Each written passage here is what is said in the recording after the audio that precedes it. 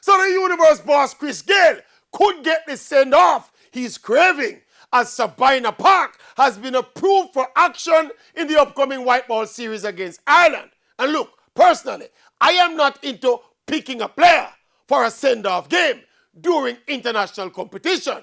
Keep a private function at the Marriott or keep a curry goat match.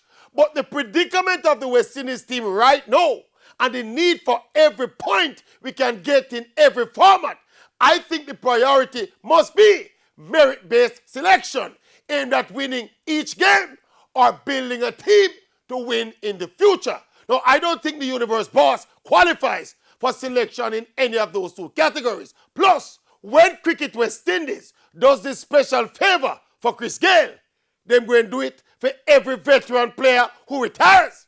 And bear in mind that many West Indian greats over the years, Clive Lloyd, Viv Richards, Michael Holding, Courtney Walsh, Brian Lara, they all had to lock them tail, pack them bags and go without any grand send-off. In fact, no player in the storied history of West Indies cricket has gotten a big exclusive send-off.